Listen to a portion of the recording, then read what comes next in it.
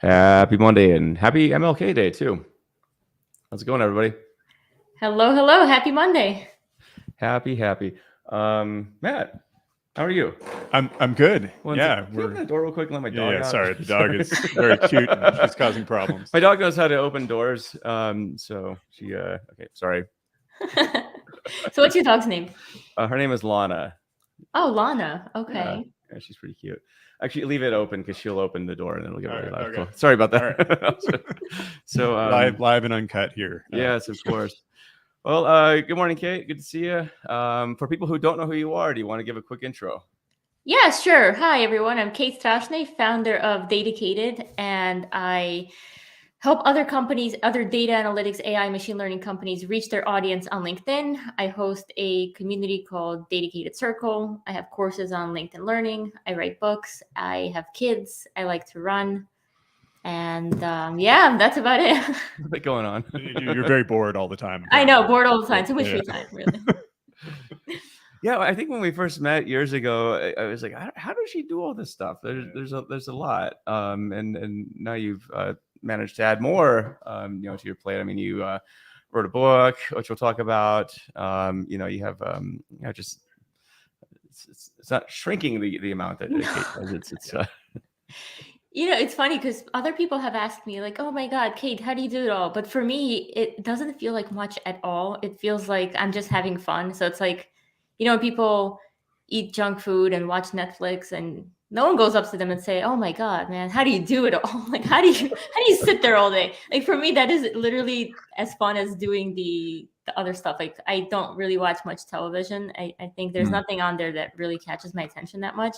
I much rather just like go and check out somebody's live show, like the Monday data chat or whatever. And it's more entertaining for me. I don't know. So those things don't really take up as much time as you'd think also. Even like writing a book or anything else, you can be very efficient at doing those things. We should talk about your book writing experience because, of course, Joe and I went through this over the last year and a half, basically until about July when we published our book, and it was pretty intense. It was very rewarding at the same time, but probably aged us each a couple of years more than we would have aged otherwise. See, you guys had a very technical book. I think the two books are not the same, right? It's more like building a shack and building a building, right? I think my book is more like a shack. It's very light. It's also like fun. I mean, I'm talking about color, right? How hard can color be? We're starting with basics of like, what is color? And it's sort of a fun approach, and it's something I'm super passionate about, and also didn't take me much time to write. So I don't think I had that same struggle of, oh no, I have to write 10 more pages. Like it was more like, oh, should I add a chapter on this? And oh yeah, I should do it and add so many cool images. So it was a fun process. I think the hardest part was when you're at the end and you're working with the publisher and you're sort of like, you think you're done, but they don't think you're done. That was where I'm like, okay, I have to really get through this and address the 52 comments that came in to really make sure that this book is the best that it can be. Yeah, it was actually one of your reviewers. So I read the entire book on a flight back from New York. And it was good. For me, because I gotta kick myself for this. I've done a lot of visualizations in my career, but one thing I've always sucked at is color. For whatever reason, I just I'll put just brown with bright whatever colors. It just looks absolutely miserable. That's why you stick with basic black, basically. That's why I stick to tables. Actually, I don't do charts. That's funny. Yeah, I think I learned a lot from that. Mainly that I need to pay attention to this stuff because it's just. That's most of the feedback I've gotten from readers so far is like, I never really thought about it that much before, like the proper use of color, because a lot of times they either use the default settings of whatever their programming or software data viz tool provides, and they're like, okay, this must be good enough. And it's sort of like a last second throw on color to make it more appealing or catchy or attention grabbing. But what the book is mainly about is just making sure you're intentional with actually how do you pick colors, and if you when in doubt, maybe don't use color unless you really need to. Yeah, that's a good point. It's a really important communication tool. The other thing I would say is that according to Bill Inman, you did it right. Like it's actually much better. You were saying he's written over 60 books, and he said it's much better to write short books than long books. Like to Yeah, I remember I went to his house with my book, and he yelled at me. He's like, "You don't ever write a book this big again." And I'm like, "Fine." It's good to see you too. Good morning. But no, it's a good book, and the things I also notice is I'd like your take on this. So that there's sometimes when we make visualizations, especially for clients, like you want it to be in like the company's colors, which sometimes weren't really well thought through to begin with from a visualization perspective. And then when you try and combine them on a chart, it just looks a bit odd. How would you approach that problem? Yeah, I actually have had to approach this problem before I even thought about writing this book. And I was on another podcast recently, the Super Data Science podcast, where I was talking about how I fell in love with and got passionate about telling people how to use color. Is in one of my first data viz projects, I had to create this very custom chart. It was like this: you take a quiz, like a 20-question quiz, and then it plots your personality type for this specific corporation, and it tells you you're either personality A, B, or C, or D. It's like a 4-quadrant thing, and it plots you on the scatter plot. So that was my first thing. I had to create this in Tableau, and I used the colors of those 4 characteristics, those 4 personalities that everyone was familiar with. Like A was green and B was blue or whatever. And then my manager at the time is like, no, okay, we got to use brand colors. Use the brand colors. So I'm like, okay. I go back, I change everything, I use the brand colors. We present it to the management team, and the management team is like, no, you got to use the original colors. And I'm like, oh my God, I wanted to, but like you're sitting there, you can't just throw your manager under the bus and say, I told you, right? So I'm like, see, color is important because it makes it more like, especially if it's intuitive, people know that green means A. Use green for A. Like it should be obvious, but I realized it wasn't that obvious for most people. So going back to the brand colors, there is a time and place, depending on how good your brand colors are. Like if they're neon green and hot pink, it's probably not great to use them in all your data visualizations because it's just not as visually appealing in telling a story, especially if you want to remain professional. So I think you have to do it carefully. There will be times when companies sort of force you into it. And in those cases, let's say you have 3 different colors, you can use maybe one of those colors in your data visualizations and then substitute the other 2 for like a more pastel or muted grayish sort of colors where you're not just using brand colors for the sake of using them, but you can make it a bit more cohesive by, let's say, just using the same blue that they're using in their brand colors and ignoring the others. Yeah, it's definitely a fine line because you want to appeal to the vanity of the company, but at the same time, I know as a chart, it might have the opposite effect. So actually, Ravit, here's a bunch of questions here. Ravit, hello. What's up, man? Yes, how much research did you did on colors before coming up with this idea? Also, hats off. It takes so much to understand right colors. Yeah, so I actually did a bunch of research. I ordered a lot of books, starting with like a kid's "What is Color" book to just get up to speed because I know what good looks like, but I had a hard time explaining to other people like why this matters, why this doesn't matter, or why you should use colors that are sort of on opposite spectrums of the color wheel, and sometimes you have to use those close to each other. So I had to learn a bunch myself.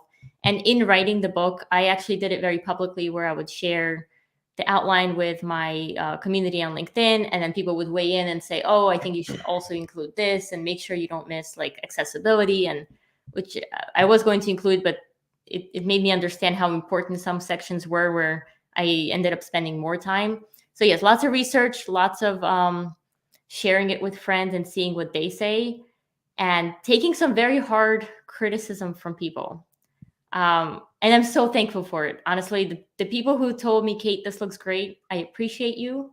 But the people who told me, Kate, don't do this, this sucks, and change this and kill this whole chapter, things like that were so helpful because although I was annoyed at the time and sort of like wanted to say, hey, you try writing a book, right? You don't know what it's like, and got defensive, then like you take a few days. And now, especially now that the book is out there, I'm so glad that I took the time and incorporated all of that feedback to just try to make the book better than it better than it would have been. Yeah. And it's really a tough balancing act, right? But you absolutely need that feedback. And sometimes you make an editorial decision and say, I see what you're saying, but I kind of have a different vision. But quite often you're like, oh, yeah, you're right. I need to think about how to do this a bit differently. So it's a better Yeah. book. Yeah, you can't say yes to everything, obviously. No, exactly. Yeah. Yeah. Just Ole had a quick question. What's up, Ole? He asked, do you have a chapter for colorblind people? He's red and green, and it's killing him in data discussions. Actually, I'll just hold up a chapter here. So it's chapter 7. 7, yeah. Talks I'm like, about, was it 6 or 7? Yes. accessibility and addressing color blindness. So yes, it does cover this, and I think it was a really good chapter here, especially when because it's one of the things I don't really realize, when there's color and there's other people might see it, and it's it's just one of these things where you're just like, what, you can't see that? Like, what's wrong with you? But some people can't. It is what it is. So there's especially men. There's a percentage of men that have trouble seeing the differences between green and red, and it's kind of shocking because, well, street lights, green and red, stock markets, green and red. Like, green and red is so commonly used for the ups and downs in the world, and I've taken it upon myself to challenge people to use blue and orange, like Matt's jacket and my shirt. Those two. Oh, wait, can you see the difference between our? It should be a good difference. For some reason those red and green start to blend together into this really yucky greenish brownish looking color. Yeah. Do you try to use positional cues as well? Obviously, that's how stoplights work. Of course, they position the spots so you know what they are, even if you can't see the color. Yeah, you can use that. You can use annotations, call outs. You can also use patterns. So, for example, if you've got a line graph and if you really insist on using green for one line and red for another, you can have one as a solid line and the other one as a dotted or a dashed line, which not only for those who are colorblind, like, it makes it easier for everybody to see the differences between the lines. I often wonder about the climbing gym with the routes. That actually is a big problem. One of our of mutual friends is colorblind, and he has trouble with that all the time. I have enough trouble because sometimes the holds will be like pink, and they'll have like a red hold right. Well, and next they're to coated it, with chalk, and you're just like, I can't so see I'm like, what's going on. I'm not cheating. I'm climbing, but it's. I haven't even thought about that. You're right, with the rock climbing, where you're trying to. Well, yeah, because nowadays all the routes are all set with stickers, the same color holds, and so I've noticed. I mean, I have enough. Like I said, I have enough trouble figuring this out on a good day, and I can see, every color in theory. So it's like, I don't know. But yeah, for colorblind people, it's gonna be real challenging. So it's not just visualizations. Actually, kind of bring it back here. Rabbit had a good question, which I think we can all talk about. What's the biggest challenge when you start writing a book? I think for me, it was deciding on what I want to write about. I think it's not a matter of if I'll, write more books, or I've written books before, self-published, and I think this is like my first real book. And it was the matter of deciding the topic that I want to spend so much quality time with, because you're on that topic for a very long time, where you're just knee deep. So I think the most challenging thing for me was picking something that I care enough about to tell the world. And for me, that was color. I'd love to hear what your biggest challenge was, because you guys wrote a book together. I think for me, that's a challenge in itself. I think that was one of the big challenges, honestly. It was. I mean, it also worked out really well. But yeah, we had our disagreements about how things were going sometimes. But I think we had a working relationship such that the book ended up much better with both of us than it would have with either one of us. Yeah, I mean, you want to talk about criticisms, for example, right? Like I can be pretty harsh. I think Matt can be pretty harsh in his own way. It's just, I think there's a level of acceptance that you have to have with what's gonna, what hits the standard and what doesn't. So starting to write, when the biggest challenge when you start writing a book, I would say, is understanding obviously what you want to write about. That's key. But I think also understanding, is this something that you really want to invest that amount of time and energy into, right? I mean, you're going to leave a lot behind, and you're going to lose a part of yourself in the process and gain a part of a new part of yourself. And it's a lot of work. I would say it's, so that's the big thing. I think you should understand if this is something you really want to commit yourself to, because you don't want to be like 3/4 of the way done. And that's when it gets hard. Well, the 3/4 when you're mark, almost done. You're almost done and you're tired, right? So you run races, you know how it is. It's like mile 20 in a marathon. It's like not the best place. So, but you're almost done, and that's the problem. You can't give up now, right? You can't give up. Well, The hard part, they often say that a lot of great movies are made in the edit, right? It's not about, yes, the directing is important, the acting is important, but it's about finding the right takes and cutting the right stuff and keeping the right stuff in. And the same is true of writing books. Like, you write the whole thing, and then the editing is really, really tough if you want it to be good anyway. And your copy editors will tear you apart. Like, and then you have to go back and try to fix things and get your vision to come through in the prose, but still make a good prose. That part is really tough.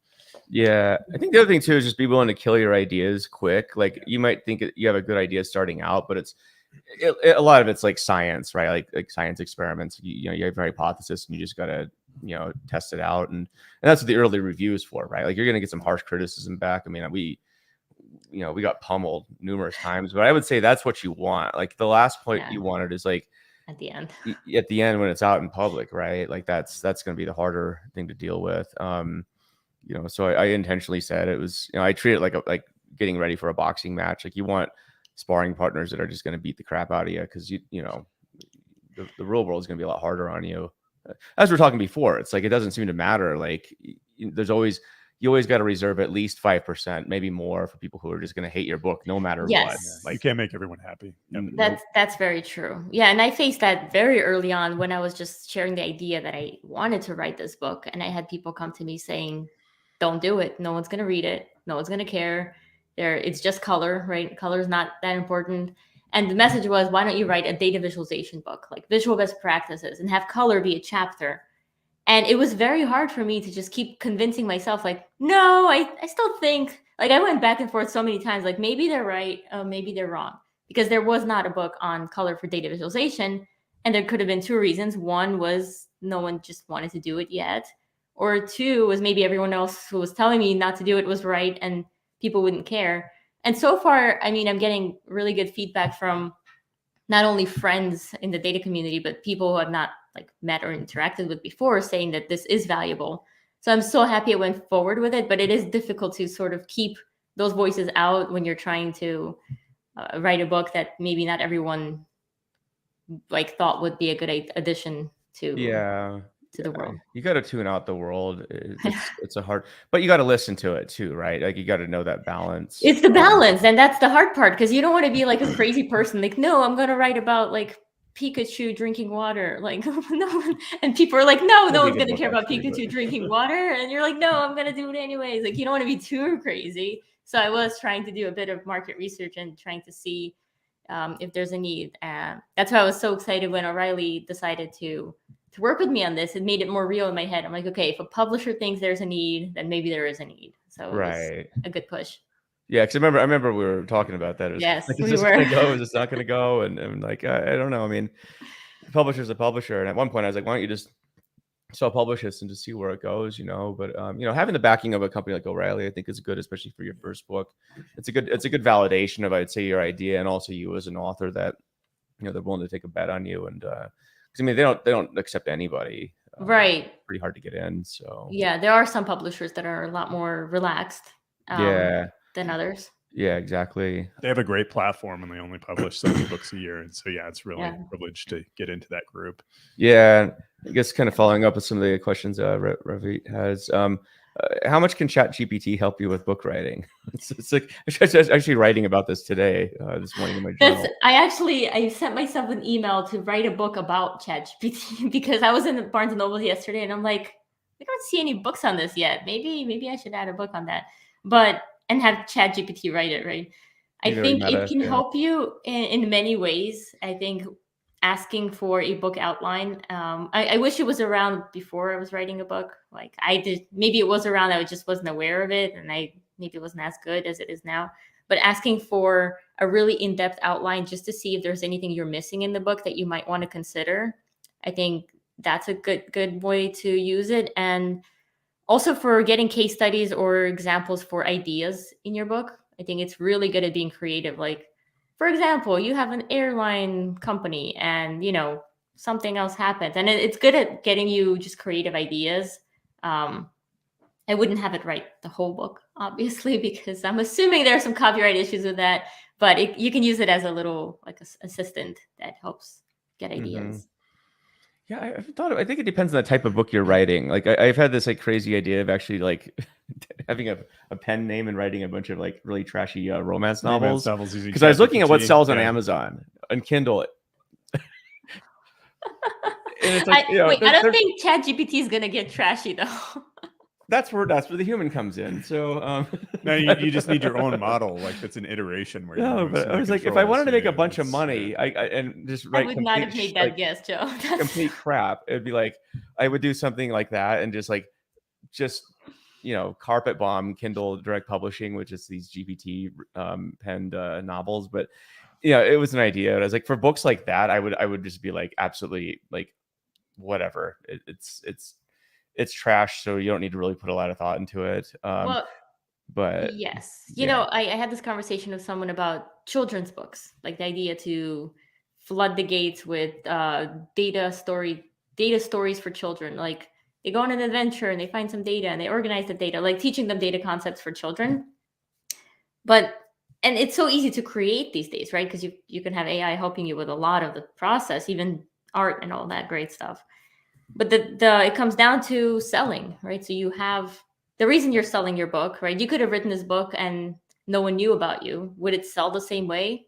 I don't know, because I think that on Amazon though, it's too. like it's you're adding fuel to the fire by just being two people that people know are good at data engineering, and what you're talking about. And I think that helps so much in terms of actually selling. Whereas the romance thing, I mean, try it, but I would try it just for fun because I see some of these titles. There's this whole genre of like billionaire romance novels, like this, some fascination, like hooking up with your boss and this kind of stuff. And it's because I was looking at what's popular on Amazon, and inevitably it comes back to these types of books. I'm like, who's this for? And like, people why am I not writing these things? Like they have like 20,000 reviews. Oh yeah, I mean, it ranks like 500 on Amazon.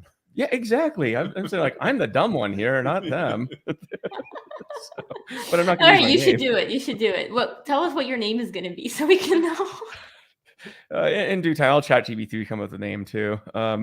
It's actually interesting that you talk about the kids' books though, because I was writing about this morning, sort of the impacts of generative AI on creativity and and that's I thought about it from the perspective of adults, right? Like, what are adults going to do as more? What sparked it was an article I saw, sort of a clickbaity title, like 90% of content online will be generated by AI in 2025. Maybe it will, maybe it won't. I don't know.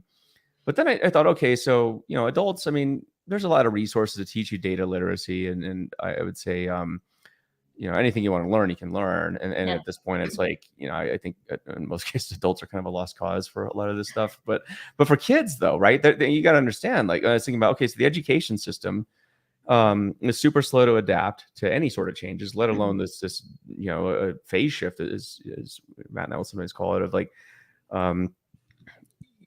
just thinking and, critical thinking and these kinds of things. And I'm like, okay, so what was it? I read a New York Times article about how ChatGPT should be considered a equivalent of like a hand calculator, like this. But when I put numbers into this, it gives exact answers every single time, right? The output of ChatGPT and these other models are very stochastic. They're and random. it can go way out of bounds too. Oh yeah, and it could be completely wrong too. Right. But if you don't know this, and if you're a student and you're coming up with these essays, for example, like how would you ever know the difference? Like, well, it's similar to a student using Google, right? They can stumble upon an article that's also not accurate. Well, I remember in university when Google had come out, because everyone's like, you got to try the search engine; it's way better than Alta Vista. And so Google was like the cool thing, and but it's sort of, I think it's just.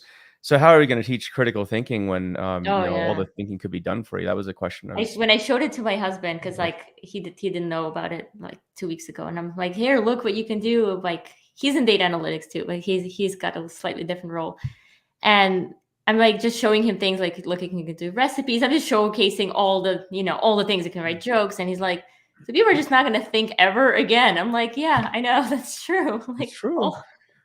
But bringing it back to content creation, I mean, what does this mean for content creators? I'm not worried at all. Honestly, I'm using it to support my content creation, and a lot of people are posting that they're like scared that, oh, everyone's going to be creating so much content now because it's easier.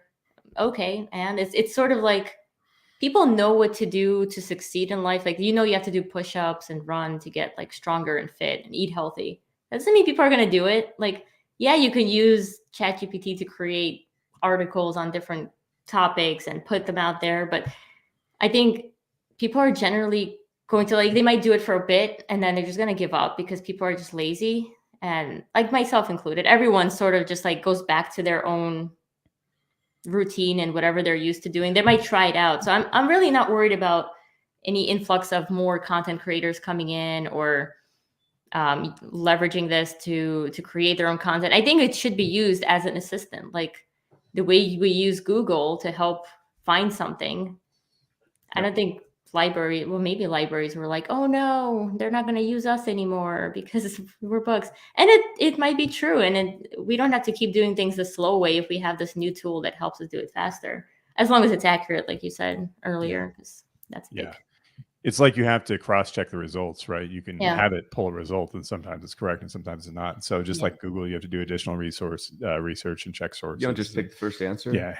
Well, I do all the time. I'm like, except that one is sponsored, right? So that one you're just looking at whatever people. Well, it's got to be good. I mean, they paid money for it, so it's got to be worth something, right? Like, hopefully. Just joking. I think that cost them $20 for me to click that, so it must be like a really valuable answer that's gonna provide me with my best. No, it is interesting too. The content creation bit, I think, is anyone's guess where it goes. I think it's sort of I see kind of two paths really. One, and these are parallel. One is like a race to the bottom in terms of just generative AI content, and like that's. But to me, that's really no different than what's going on now with most content. I mean, if there's a level of sameness. I saw a really good article last week that talked about how in a lot of cases we've already been sort of bringing our content to the level of machines for a while. What do you think SEO is, right? And that's true. And algorithms, and so it's not like a new thing per se. And it's like people are sitting there thinking for 6 hours and creating one article of original content of like non-obvious content. Everyone's just pulling articles from each other and putting it together already. This just makes it easier and more well written. That parallel path is what you just described, where it's that other thing where somebody's sitting there critically thinking about it for hours and writing something that's truly original. I think that's the other path, and those sorts of things I think are going to have like the same effect as like sort of artisanal foods, and crafts versus, right now it's what I think that generative AI is going to do is equivalent of like factory farming and mass manufacturing. That's possible. I mean, I think we've already seen a content bifurcation, right? So on the one hand, a lot of YouTubers have really raised their production values because you don't have to have, a $500,000 studio to do this, right? Cameras aren't that expensive. You can buy really nice stuff and have very high production values. Whereas 10 years ago, this was much, much harder. On the other hand, what's been taking over content over the last 3 years? Well, TikTok. It's just all throwaway content that you just generate on your phone. Super lo-fi, no production values whatsoever. Selfie video, basically. Yeah. But then you got weirdos like my 12-year-old. He literally sits around all day and makes video games and draws, and that's all he does. And I'm like, I showed him Dolly, and he's like, "This is the dumbest thing I've ever seen. Like, that takes away the fun of it. Like, why would I want to do that?" And so I'm like, "There's hope in the world for sure." And when my 9-year-old is sitting out here playing Minecraft, he'll take my phone and record influencer videos. So he's like, "Yo, my merch drops tomorrow, so be sure and check it out." Oh my god! And films, but it's really cool. Like the kids have already caught because my 9-year-old, he watches a ton of Mr. Beast all day. It's like when he's out of school, interesting. He goes to school too. All day. Your kids don't have to go to school anymore. Education system school is now. broken. Why do you do that for? Mr. Who needs school? I agree. I didn't go to school till I was 9. So. Oh really? Yeah. I'm about to write about this. I'm writing my origin story of coming to America. I was in the middle of it before we started live. That's well, great. maybe are there any spoiler alerts, or you want to keep this for the article? Oh no, it's fine. I mean, it's just my story of coming here from Tajikistan, and I didn't go to school there at all. So now my kids are in 1st and 3rd grade, and I've never been in those grades. So when they're like, "Oh, I don't know if I know this," I'm like, "No one cares." I'm like, "I didn't even go to school at that age. I didn't know how to read or do math. Like, you'll be fine." Need to go to school, kids. So I don't. I prioritize school in the sense of like I want you to do your best, but I really don't care that much about grades or like I don't want to do my homework. I'm like, okay, you're the one who has to go to school tomorrow. You're the one who has to tell your teacher you didn't do it. It's not me. I don't know why parents are so worried about this. Like, you're not the one going to school. And then when they realize that, they're like, oh, I'll go do my homework. I'm like, yeah. Right. No, it's good that you put the accountability on the kid. I think, well, a lot of parents, I think, are competitive with each other. It's not so much, Ugh, please. you know, they care about the kids, but it's like, oh, well, what school is your kid going to go to? That's true. That's right? true. I guess maybe I'm not surrounded by those types of people yet. Maybe when they're older, it'll be like, well, my kid's going to Harvard and I want my kids to be entrepreneurs. So I'm trying Same. to. Yeah. And in fact, with one of my kids, you know, I would be totally stoked if that kid went to a trade school and picked up something where I think, because there's a huge shortage of skills right now when it comes to like practical things like, I don't know, building something or, and this kid, I mean, he sits out there, he builds all the time. Like he built a new kennel for his dog he's getting in 4 months. He just built one over the weekend. Oh, that's really cute. Like, he's just super hands-on and I'm like, this is really cool. I mean, he'll probably be a building influencer, right? Like he'll make videos about how to build houses. Well, so check this out. So there's these guys. I think they're in Thailand or somewhere in Southeast Asia, but they make ponds. I think I've seen them. Is it like super high speed, or they're like making pools? And my kids like to watch them. Right? So. Have you seen how many views those videos get? Oh yeah, it's crazy, and it's like it's satisfying, you know, like just to watch something get formed out of nothing, and this. People are just working really hard to do it, and and then they film themselves. It's really cool. Yeah, it is. Yeah, he built a pond in my backyard, and it's my kid did, not them. That'd be kind of I was assuming it was your kid. You brought him in here to build a pond. Did you record it?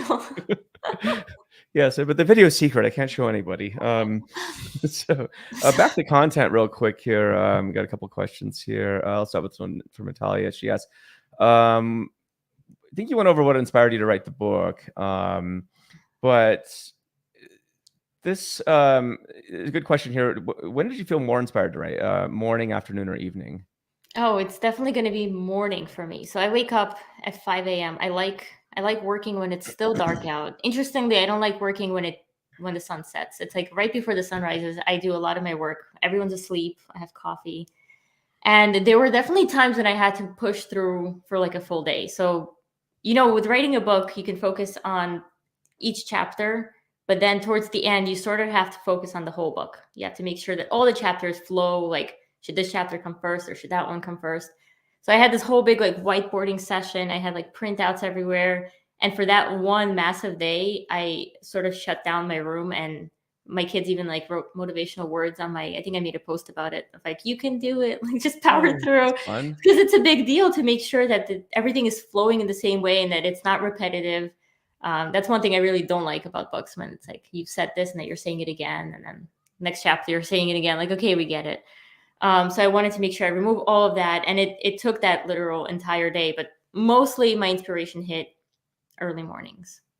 Yeah. What about you guys? When did you write?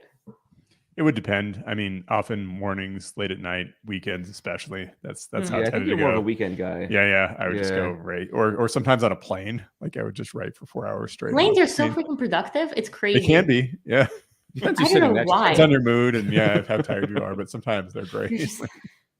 So focused. Yeah, I do a lot of my research on planes. So I have an iPad and a Apple Pencil, and I'll just go through PDFs and jot notes and stuff. Mm-hmm. I think for me, writing in the morning is always good. I think Kate and I have very similar schedules, where we're just up at very early, maniacally early hours. But it's also one of those things where I think if you have kids, it's a bit of a different story, because it's like that's the only time you really have to yourself, right?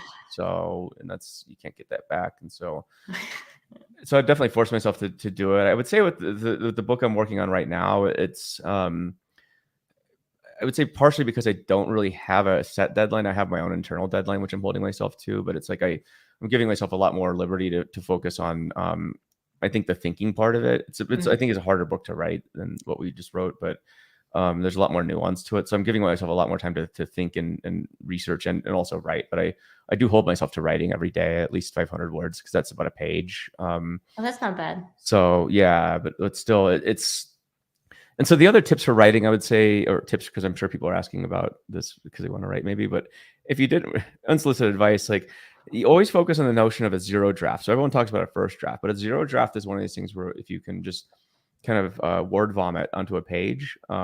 This at least gets the words onto a page. And the thing you got to realize about writing is about writing, which means words need to get onto a page somehow. Like it doesn't, the book doesn't really exist until it's on some sort of a medium, whether that's paper or a document or something like that. It can be all in your head. You may have written it all in your head, but again, and text to speech is another one, like maybe recording yourself and talking. That's another hack. Yeah. But it doesn't matter until it's like onto another medium that can be transcribed. And so even if the ideas suck, that's the main thing you want to get over is writer's block. And like, it's easy to wait for like the perfect time when you're inspired to write. I think that for me personally, that's like bullshit. Other people, if it works, do it. But it's like, really, it's just about the output. It's really what matters. At least is what worked for me. I don't know. Everyone's different though. Yeah, I think for writer's block, that the best way to overcome that is to literally start writing, even if it's pure garbage, whatever it is on that topic. And as you start writing, like that act, it's the same, I think, with anything in life. Whatever you want to start doing, just start. And then it just sort of starts flowing in that direction. And you might cry your way through it, but you're going to get it done.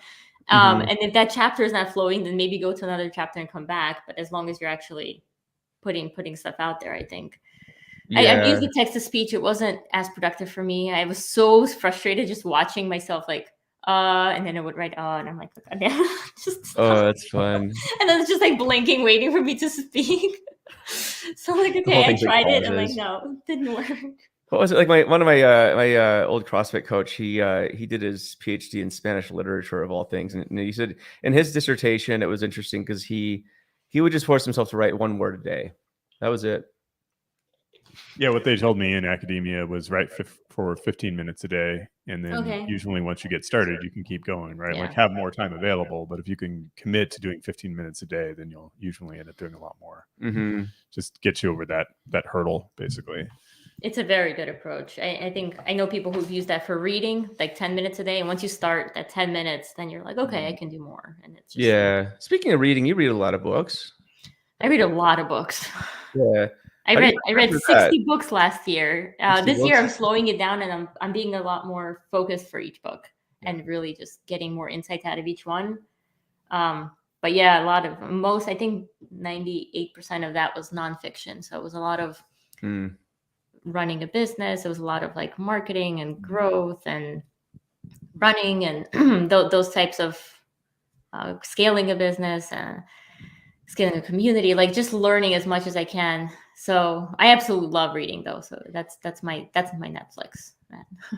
I'm the same. I have a spin bike out in this other room, and I just put the iPad down and just read. Because I have a Kindle too, but basically read a book while I'm like just. I like actual books. So I did maybe I don't know, maybe 15 of those were audiobooks, but the rest were just I like books. I like going out, like drive out to a lake with a nice view, get a coffee, sit down with a book, listen to the birds. It's so nice.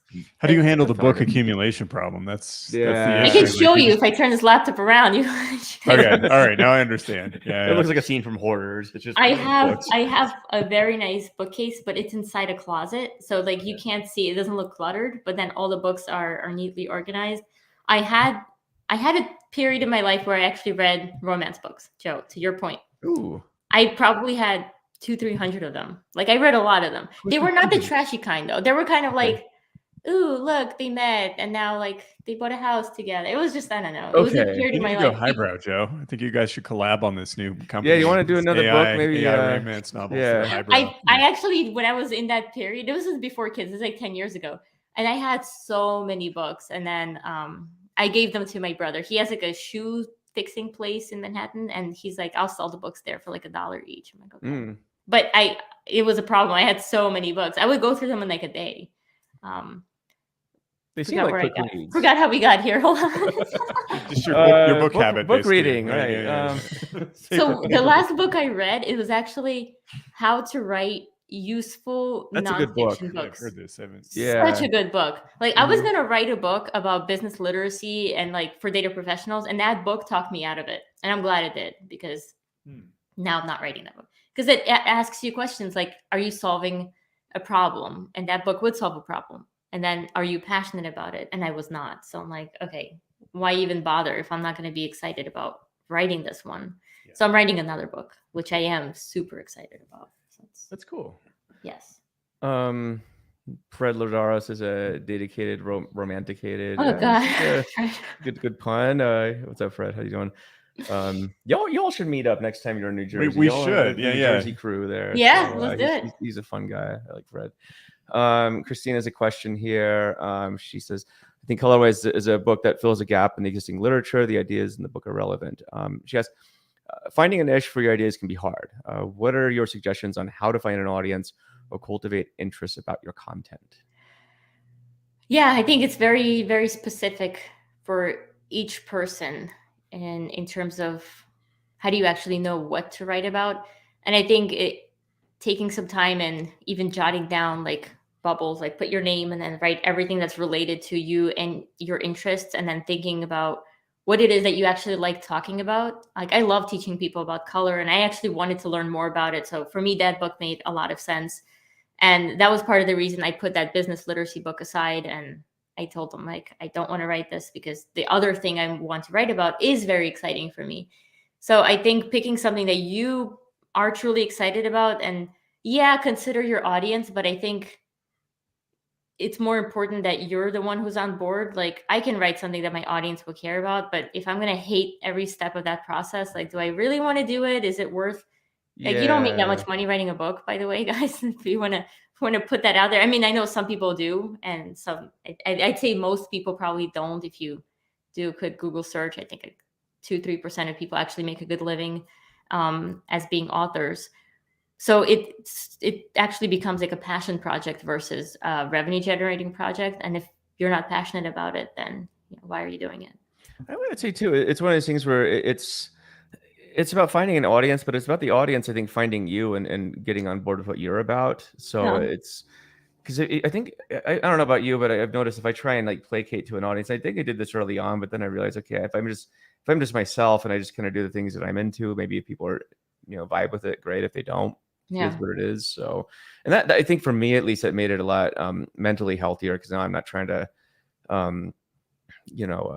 placate a bunch of people. I'm just, doing my thing. And if you like it, great. If you don't, go buy my romance novel when it comes out, and then we'll be in great shape. So listen, yeah, I agree. I think it's like we're all magnets, right? And the more we post about, let's say, a specific topic, we put out content on that topic, you start like a magnet to attract those people who are interested in that topic. So your audience generally will, like, I had a different audience before data, and I was all about risk management, regulatory compliance in financial services. Like that was my world, and those were my people, and that's the content I used to share on a very limited basis, because back then LinkedIn wasn't as like a content platform. But I had to do a major shift, and the more I talked about data, the more those people sort of like, I don't know if they stopped following me, but they stopped engaging, and that the more data professionals started engaging with my content. So. And how did you make that shift? What motivated it? Was it just personal interest? Was it like you thought that there was a better audience for data or a better future for it? Oh, no. I actually didn't care about the audience at all. No offense, audience, but I really didn't care. I used to post for selfish reasons. Like I was studying for the Tableau desktop professional, whatever exam. And I would post like, hey, can anyone help me? Do you guys have questions? I'm taking this test.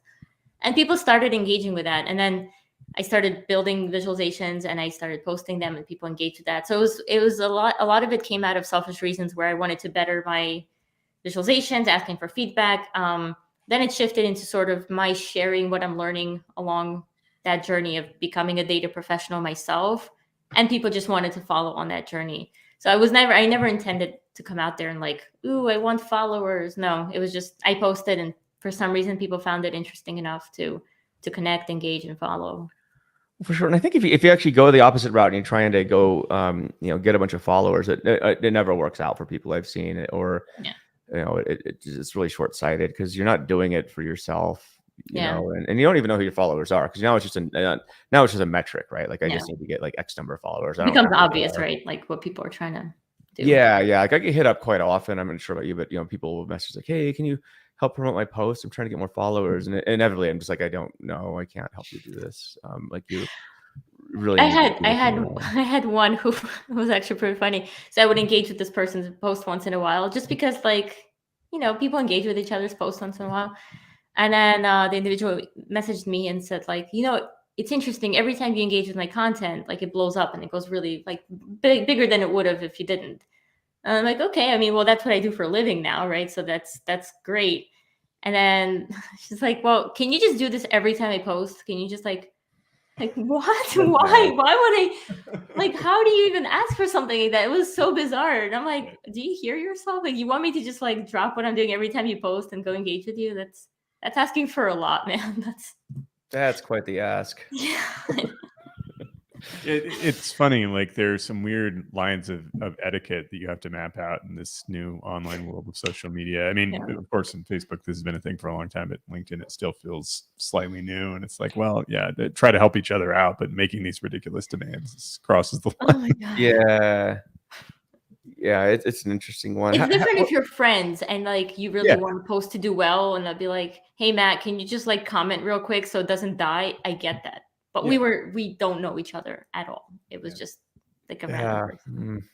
Yeah. Well, then it provides a slippery slope, because inevitably that person can say, "Oh, Kate, she'll boost your content." Just and then all of a sudden, you're doing a bunch of volunteer work, and inevitably too, it's just disingenuous. I feel like the content really needs to stand on its own. I feel like it's just one of these things where if your post is good, then your post is good. And that's just it. I think you have to tell people, like, look, if I find it interesting and it pops up, I'll engage. If I don't, then I like that's exactly it.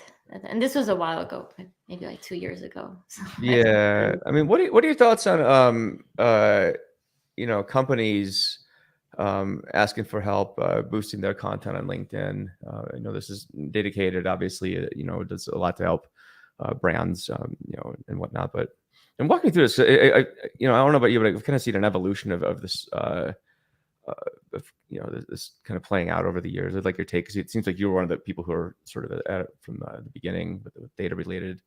Yeah, it actually that started for me, again, just like my following, it started by accident, where I had a show. It was called Humans of Data Science, where I interviewed people for like 10, 15 minutes. Like, hey, Joe, so how'd you get to where you are now, and talk about yourself and blah, blah, blah.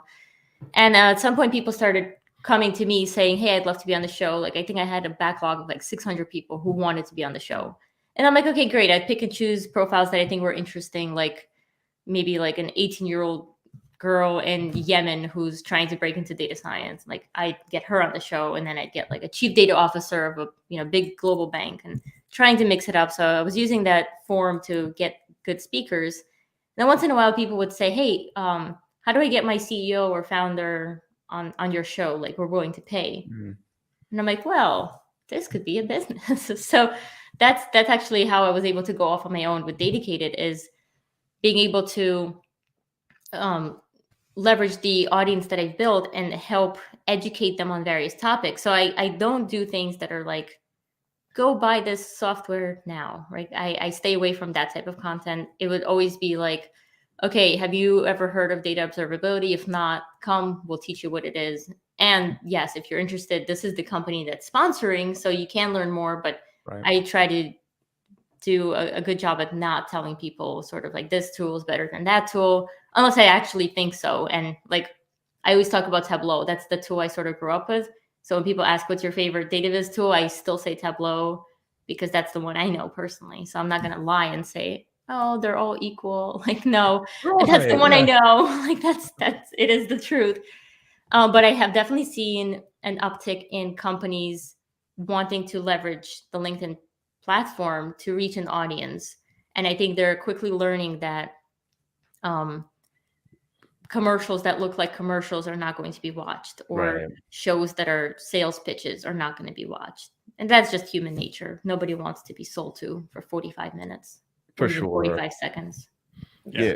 Everyone is looking for authenticity. And I've found, just looking at various YouTube channels and things, frankly, one of the best things to do for companies is just to get really good tutorial videos out there that explain how to use their product. Don't even talk about how it's the best thing ever. Just explain how to do a particular thing that might be useful to someone. Yeah. We're talking with Ken G about this last week. He's hanging out in Salt Lake right now. So we're all kicking it, but talking about content that, paid content that works, and paid content that's kind of, definitely to your point, like the advertising route, like nobody engages with that kind of stuff. But, and it's one of those things where I actually will refuse to do webinars if they're, kind of corny sponsored things where it feels like it's an infomercial. Like, won't do it. And it's, you know, 'cause you got to be happy with what you're doing. And I just, That's right. And Yeah. when was the last time that you really enjoyed that style of webinar? I remember going to those back when I had a corporate job, and you sit down like, oh, great. Like, and First, this is it's a not to trash 15-minute talk intro Databricks, why but- we're awesome. Hold on. Like, Yeah. But I'd like go to a Databricks one, or I go to one on Anaconda, and they just weren't very engaging. But then I go to YouTube about like how to do X, Y, and Z in Spark. I'm like, oh, this is People want to pretty learn how cool. to do stuff. Yeah, right? I want to know. Now, how to do unless of stuff, course yeah. they have good food at like the in, because back in the day of in person, That's you know, true. like, you know, there are definitely some of the vendors that would throw down on some great food, and people would show and you up. get to meet people. I used to go to those for the risk conferences. Yeah, I used to go to those risk events all the time, and sit through the vendor meetings at 7 o'clock in the morning for the breakfast. Yeah, That's- it's like going to a timeshare meeting or something. I haven't done those, but I know what you're talking. Yeah, there's a good South Park episode where I think the parents take their kids skiing in Aspen, and they get a good deal, but they have to go to a timeshare meeting for like 2 hours or something while the kids are out. Oh my god, I love South So it's Park. pretty funny. Yeah, I may have to check that out. it's 'cause good. It's called familiar- Aspen. I'm familiar with this Yeah, experience. but it takes the whole movie is kind of a play on that old 80s movie Better Off Dead. I don't know if you ever watched it, but I haven't done. anyway, it's an old 80s ski movie, but it's just filmed up here at Snowbird, by the way, Matt. So yeah, anyway, I digress. But Yeah, I was just gonna say the other. So the tutorials are great, and I think what I usually tell clients is the best way to put yourself out there, like forget DATAcated, is put your clients on your show. yeah, Have your clients just talk about their actual problems, why they chose you, what issues they faced with you, and how you help them, and all that good stuff. That's how you actually, I think, can get business. I think that's great. And also, like, it's the whole selling without selling thing where you actually, it makes more sense to talk about if the client talks about cool stuff they're doing the data science. And by the way, we use Snowflake or Databricks to do it. Yeah. That's a way better pitch than just spending the entire time talking about Snowflake or Databricks. I say wear a Yeah. Snowflake t-shirt. There you go.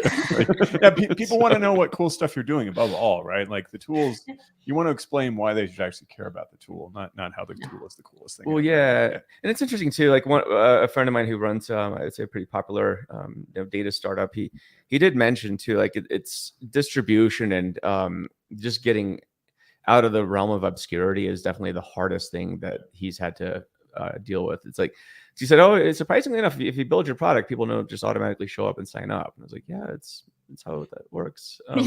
People need to know about it. And so this seems to be the conundrum I think a lot of data companies are facing, where I think there's a lot of great products out there. I don't think that's the problem. It's really cutting through the noise and giving people a why. Like, why should I care? Why should I listen to what you have to say?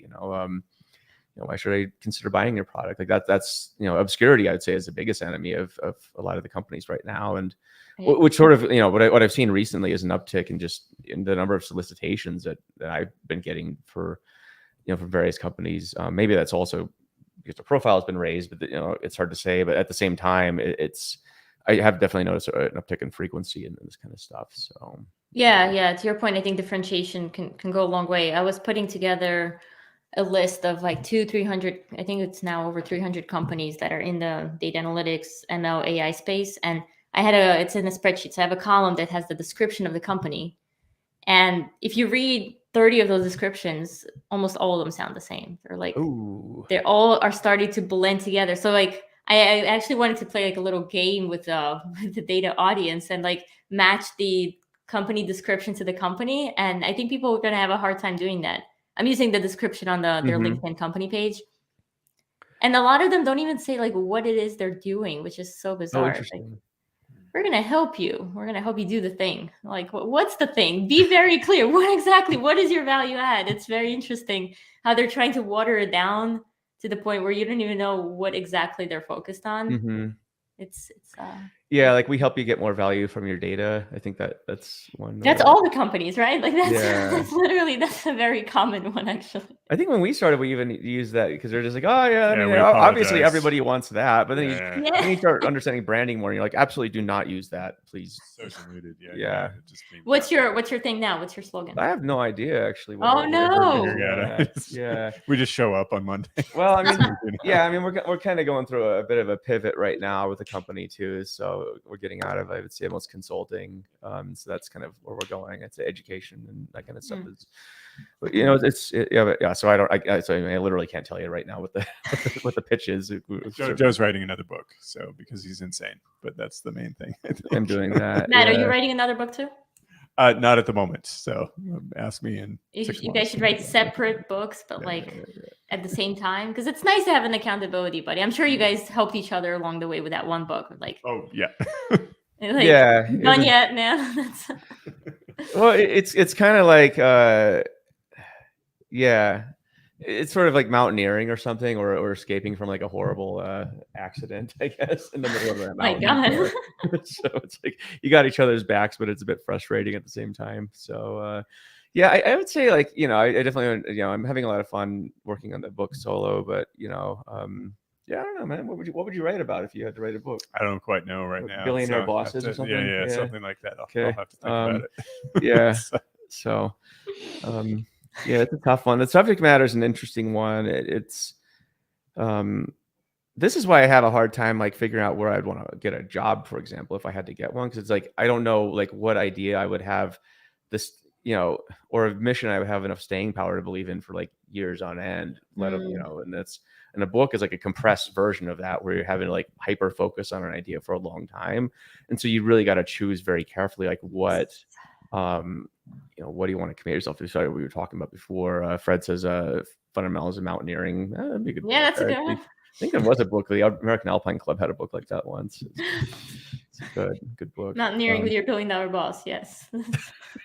Well, in fact, they're romance. kind of the same things. A lot of billionaire bosses like to go mountaineering. They like to go climb Everest now. To It's a little prestige project, basically. And they Everest is pay- such a pay trash heap people right now. to I would never go carry do all their that. gear. No, Yeah. even back in the day when I grew up in Lander, Wyoming, it was interesting because I think at the time there were more people who had climbed Everest in that small town than anywhere else in the world. And even back in the 90s though, because there's an outdoor leadership school there, so like a lot of mountaineers there. But I remember when I was a kid, they were already doing an expedition to Everest to clean up all the oxygen bottles that were there, because it was just like a Interesting. dump. Did you guys Yeah. ever climb, or What's that? did you ever climb Mount Everest? No. I would, especially not right now. It's probably too crowded. So just- Yeah, I keep seeing this post on Facebook of like a whole bunch of people climbing, and it said, and then like a bunch of people dying too. On Mount Oh, like Everest, on and they're like K2 they or were something? all highly motivated people. Like maybe calm down a bit. Oh yeah, it's a good post. Yeah, Well, and then you combine that like with social media, right? I mean, this was pre-social media that people were so into it. Now everyone wants to be. Oh living yeah, their now best everyone life wants and to selfie posting there, about right? it. Yeah. Wow. But anyway, well, cool. For people who want to learn more about you or ColorWise, how can they do that? They contact Joe. No, I'm kidding. My assistant John. Give me a call. It's fine. O'Reilly, Amazon, anywhere, Barnes and Nobles. You can Google it. Yeah. When I Google it, it's so cool. It actually comes up. So That's Fred. And be sure and give it smash the like button. Give it a 5-star rating. Yeah, only if you like it though. Real feedback only. Yeah. So I want the good and the bad, because I want to improve for the next book. Like I want. What's your next book? Running DATAcated. It's completely different than Oh, cool. Data or Color. It's about running the company and my running adventures. Like I have a lot of running adventures planned for this year, and some are crazier than others. Like I'm really excited about them. Can you talk about them? Oh yeah. I've been posting. So I have this. I'm using Substack to write the book. So I'm doing a different approach where I'm not hunkering down for a year. I'm actually writing it every single day almost, where I create a post on, okay, today I'm working on getting sponsors for the DATAcated conference, and here's how I'm doing it, right? Like step by step. And people can read it as it comes out, and then eventually it's going to go into the book. But That's cool. one of the running adventures I'm most excited about, it's called The Longest Day, and it's going to happen in June during the summer solstice, where I'm going to run from sunset to sunset. So 24 hours nonstop. I've never done that, so I'm like scared, but so excited for it. Wow. And then each month has something like that. Like next month is the 100 miles of silence, where I'm going to run without AirPods, which is a big deal for me. Like, so it's like 100 running miles back in like the 70s. just me. Yeah, exactly. Yeah. And you must go back the 90s. I mean, for me, that's. You kind of have a Walkman, I guess, or your CD. Yeah. That was cool. No, that's really cool though. But then it would skip. I tried rollerblading with those CDs, and like every time you were rollerblading, it would skip because you kept bouncing. So no, it wouldn't work. That's So- awesome. That'll be a lot of fun. Well, cool. Yeah, looking forward to your running adventures. Yeah, stoked. You have a lot of things going on, and it seems all like really cool and real positive and just awesome. Yeah, it's fun stuff for sure. I'm definitely trying to have more fun this year. Cool. All right, Kate. Well, it's good to see you. Again, everyone out there, get ColorWise wherever you buy your books. It's also on the O'Reilly platform if you want to get that. Next week, we have Jeremy Stanley from Anomalo on the show. So that's going to be a good one. We're going to talk about the data quality, the hard parts. So that's going to be a fun chat. So Nice. awesome. Cool. All right, Kate. Awesome. Thank you guys Talk for to you having me soon. here. All right. Thanks for taking the audience. time. See y'all. This is great. Bye. Bye.